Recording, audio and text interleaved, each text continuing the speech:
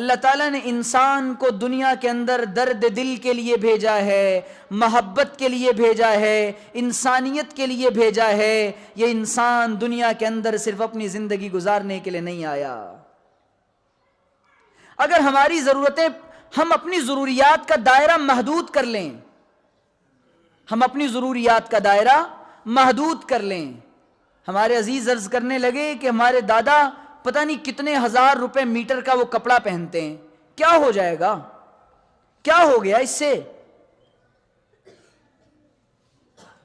ہمارے ایک عزیز کہنے لگے کہ میں نے 1,00,000 روپے کا قلم رکھا ہوا تھا، کیا ہو گیا ان چیزوں سے؟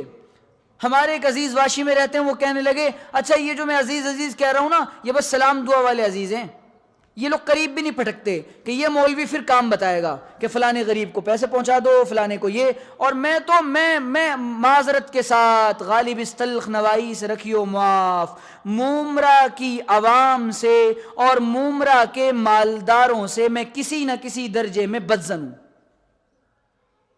چلاتے رہیے، بولتے رہیے، اور غریبوں کا معاملہ عجیب بات یہ ہے، کئی ایسے گھروں کو جانتا ہوں اسی مومرا کے اندر کہ ان کا اپنا پڑوسی وہ بیچارہ کئی دن سے فاقے کر رہا ہے، شوہر بیمار پڑا ہوا ہے، پڑوسیوں کو فکر نہیں ہے کہ اس کی دوا کا انتظام کروا دیں، کیوں؟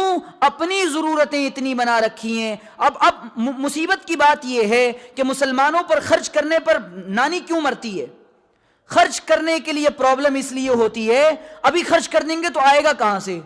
اللہ کہہ رہے ہیں نہیں ڈرو، ہم دیں گے تم کو، نحن نرزقکم، ہم تم کو دیتے ہیں۔ اور اللہ کہہ رہے وہ مما رزقناہم ينفقون، جو ہم ان کو دیتے ہیں وہ اسی میں سے خرچ کرتے ہیں۔